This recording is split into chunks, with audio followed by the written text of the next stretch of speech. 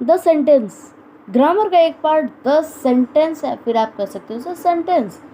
Grammar यहीं से start होता है। सेंटेंस अगर आप नहीं जानते तो टेंस में आपको थोड़ी दिक्कत हो सकती है।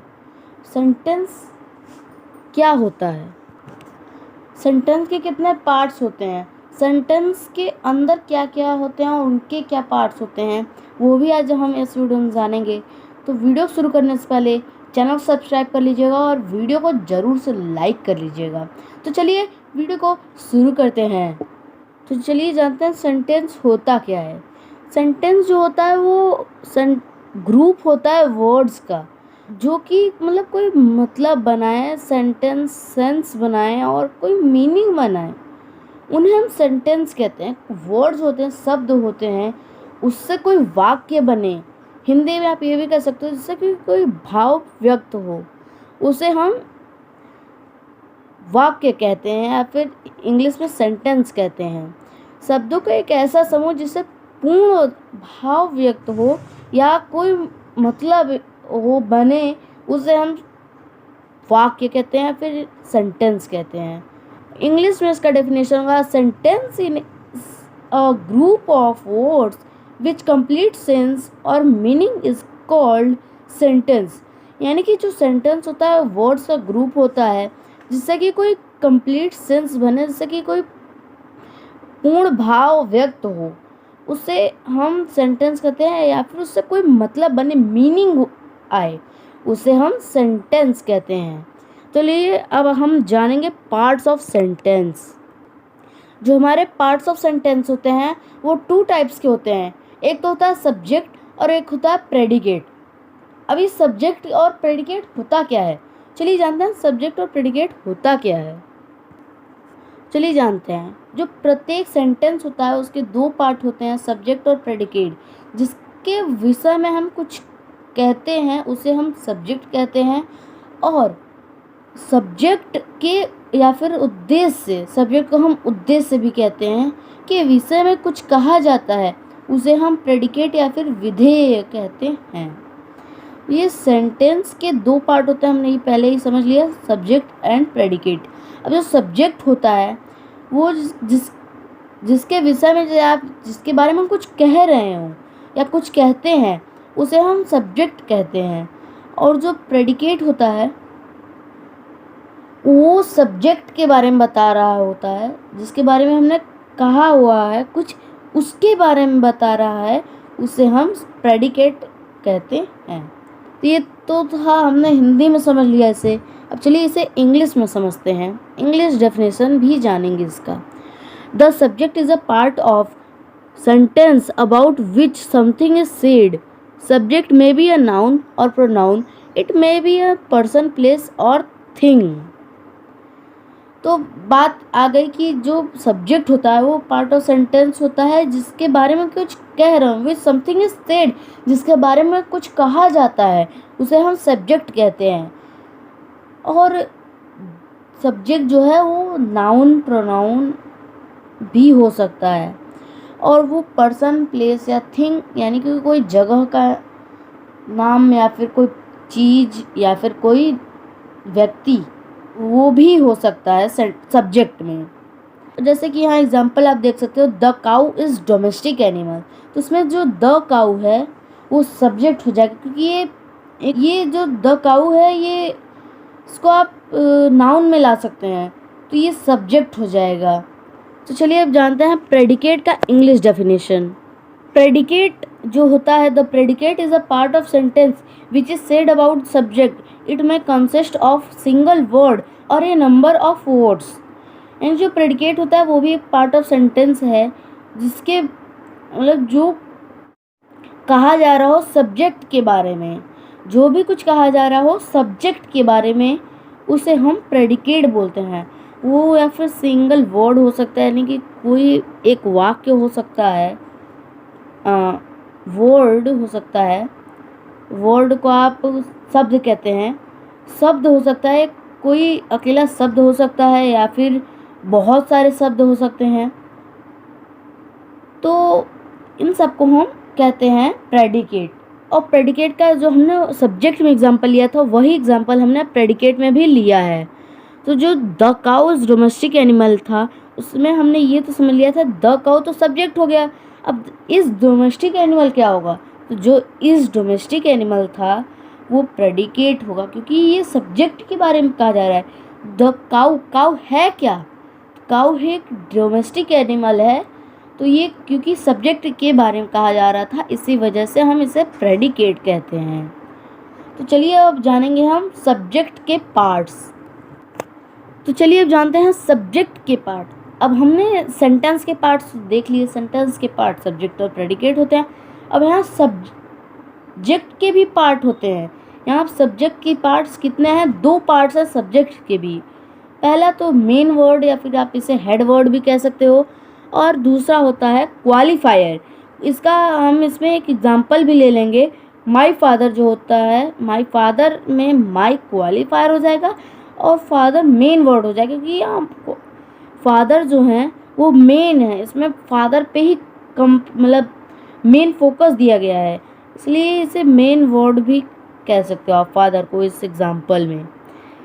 तो सब्जेक्ट के पहले मतलब मेन वर्ड के और एग्जांपल्स हम लेंगे। हम एग्जांपल ले लेंगे एक और कि द टीचर, हमारा अगला एग्जांपल होगा द टीचर। तो द जो है हमारा ये हो जाएगा हमारा, द क्या हो जाएगा, द हो जाएगा हमारा क्वालिफायर और टीचर हो जाएगा हमारा मेन वर्ड, या फिर आप इसे कह सकते हो हेड वर्ड। ये जो हमारा द है ये हो जाएगा हमारा क्वालिफायर, हो जाएगा हमारा क्वालिफायर, और जो ये टीचर है ये हो जाएगा हमारा मेन वर्ड, ये हो जाएगा हमारा क्या, मेन वर्ड। तो पार्ट्स ऑफ सब्जेक्ट तो हमने देख लिए। अब ये जो हमारे पार्ट ऑफ सब्जेक्ट है इसमें जो क्वालिफायर है इनके भी मतलब इनके भी पार्ट्स होते हैं। क्वालिफायर जो है, क्वालिफायर के भी पार्ट्स हैं। तो यहाँ आपको मैं शॉर्ट फॉर्म में दिखा दूँ तो आप ऐसे सब्जेक्ट का एक बना सकते हो। सब्जेक्ट में सब्जेक्ट के कितने पार्ट होते हैं, क्वालिफायर एंड मेन वर्ड और हेड वर्ड। और क्वालिफायर के पार्ट्स कितने क्या होते हैं, डिटरमाइनर, एडजेक्टिव और एडजेक्टिव फ्रेज। इसके बारे में भी अभी चलिए हम आगे डिस्कस करते हैं और बड़े में। तो ये है हमारे पार्ट्स ऑफ क्वालिफायर। तो पार्ट्स ऑफ क्वालिफायर कितने होते हैं हमने पहले ही शॉर्ट फॉर्म में देखा था। पार्ट्स ऑफ क्वालिफायर कितने होते हैं हमारे, 3 पार्ट्स होते हैं क्वालिफायर के। एक तो डिटरमाइनर, एक एडजेक्टिव और एक एडजेक्टिव फ्रेज। और मेन वर्ड को भी आप ले सकते हैं। मेन वर्ड उतना कंपलसरी नहीं होता, पर मेन वर्ड से आप ले सकते हो। तो जो हमारा कंपलसरी हमें याद रखने वाला पार्ट है क्वालिफायर का वो है डिटरमाइनर, एडजेक्टिव फ्रेज। और मेन वर्ड उतना कोई कंपलसरी नहीं होता। तो इसमें आप ये मैंने एक एग्जांपल आपको दिखाया हुआ है पहले से। इसमें जो द है वो डिटरमाइनर है, ओल्ड जो है वो एडजेक्टिव है, और मैन जो है वो मेन वर्ड है, और विथ स्टिक है वो एडजेक्टिव फ्रेज है। चलिए एक और एग्जांपल के साथ हम डिस्कस करते हैं इसको। हमारा अगला एग्जांपल क्या है, चलिए वो जानते हैं। हमारा अगला एग्जांपल है अ valuable ring made of gold. अब इसमें बात हुई है एक रिंग है वैल्यूएबल जो कि गोल्ड का बना हुआ है। इसमें अभी हम इसमें फाइंड करना है कि कौन सा एडजेक्टिव फ्रेज है, कौन सा डिटरमाइनर और कौन सा एडजेक्टिव है। तो जो हमारा ए है वो हो जाएगा हमारा क्या, डिटरमाइनर। तो यहाँ हम लिख देंगे डिटरमाइनर, ये एग्जाम्पल है हमारा, डिटरमाइनर हो जाएगा। और जो वैल्यूएबल है ये एडजेक्टिव हो जाएगा। जो वर्ड वैल्यूएबल है वो एडजेक्टिव हो जाएगा। और जो रिंग है इसे आप मेन वर्ड भी कह सकते हैं, क्योंकि ये थिंग है और जो मेन वर्ड होता है उसमें नाउन आता है, नाउन भी, तो उस नाउन में थिंग्स भी आते हैं, तो ये मेन वर्ड हो जाएगा। और ये जो पूरा इतना मेड ऑफ गोल्ड है ये हो जाएगा हमारा एडजेक्टिव फ्रेज। ये हो जाएगा हमारा क्या? Adjective phrase. Adjective phrase. तो हमने पार्ट्स ऑफ क्वालिफायर भी देख लिए, और आप इन्हीं पार्ट्स ऑफ क्वालिफायर को लिख सकते हो। मैं आपको दिखाता हूँ कैसे आप इन पूरे पार्ट ऑफ क्वालिफायर और पार्ट ऑफ सब्जेक्ट को आप कैसे दिखा सकते हो एक छोटे फॉर्म में। इस तरीके से आप लिख सकते हो उसे। सब्जेक्ट के हमारे कितने पार्ट होते हैं?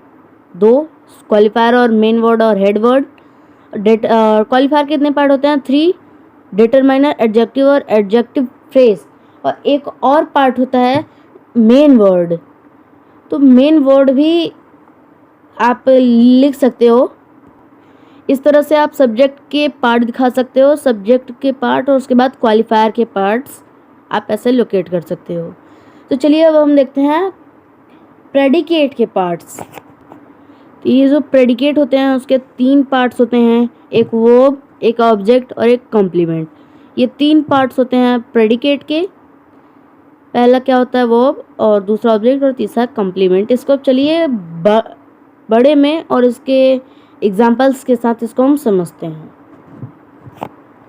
तो यहाँ देखिए, there are 3 parts of predicate. हमारे 3 पार्ट्स होते हैं प्रेडिकेट के। पहला वर्ब और ऑब्जेक्ट और कॉम्प्लीमेंट, जैसा कि अभी हमने पहले ही पढ़ा है। और एक एग्जाम्पल के साथ हम देखेंगे। द टीचर, तो ये सब्जेक्ट में आ जाएगा। मेड हिम मॉनिटर, ये प्रेडिकेट है इतना पूरा, और मेड हो जाएगा हमारा वर्ब, क्योंकि ये क्रिया, मतलब इसमें कुछ किया जा रहा है। और मेड क्या कर रहे हैं? बना रहे हैं। क्या? किसी को, हिम यानी कि उसको हम बना रहे हैं मॉनिटर, हम उसको मॉनिटर बना रहे हैं। तो जो हमारी टीचर थी यहाँ, the teacher made him monitor, तो मेड हिम मॉनिटर में मेड वर्ब हो जाएगा, हिम ऑब्जेक्ट हो जाएगा और मॉनिटर कम्प्लीमेंट हो जाएगा। ठीक, अब चलिए प्रेडिकेट के पार्ट्स तो हमने देख लिया और उसके एग्जाम्पल्स भी हमने देख लिए। ध्यान रखिएगा कितने पार्ट्स होते हैं हमारे प्रेडिकेट के? 3 पार्ट्स होते हैं, वर्ब, ऑब्जेक्ट एंड कम्प्लीमेंट। अब हम पढ़ेंगे फॉर्म्स ऑफ सेंटेंस। कितने टाइप्स के होते हैं हमारे सेंटेंस फॉर्म्स ऑफ सेंटेंस हमारे होते हैं 5 टाइप के। कितने टाइप्स के होते हैं हमारे? 5 टाइप्स के होते हैं। 5 टाइप के होते हैं हमारे फॉर्म्स ऑफ सेंटेंस। अब ये 5 टाइप के कौन कौन से हैं? पहला है एसरेटिव, दूसरा है इंट्रोगेटिव, तीसरा है इम्पेरेटिव, चौथा है एक्सप्लेनेटरी और 5वां है ऑप्टेटिव। एसरेटिव में जैसे हमारा सिंपल वर्ड हो गया, कोई भी चीज़, सिंपल वर्ड्स जैसे हम भी कुछ भी लिखते बोलते हैं वो सिंपल वर्ड्स होते हैं। और ये जो एसरेटिव है इनके 2 पार्ट्स होते हैं। 2 पार्ट्स होते हैं इनके। कौन कौन से 2 पार्ट्स होते हैं? पहला होता है इनका एफर्मेटिव और दूसरा होता है नेगेटिव। ये दोनों ही हमारे एसरेटिव में आते हैं। और नेगेटिव यानी कि जैसे कि कोई वर्ड है उसमें नेगेटिव, जैसे नॉट, नेवर, इस टाइप के वर्ड्स होते हैं। जैसे कि he is not my uncle, he is not my thing, this is not my money, this is not, never, इस टाइप के वर्ड्स यूज़ हों वो निगेटिव सेंटेंस में आते हैं। तो जैसे कि अब हम देखेंगे इंट्रोगेटिव। और ये जो एसरेटिव सेंटेंस होते हैं इसके कोई साइन नहीं होते, इसमें सिर्फ आप लास्ट में फुल स्टॉप लगा देते हैं इसमें। और जो हमारा इंट्रोगेटिव होता है, उसमें साइन लगता है क्वेश्चन मार्क का।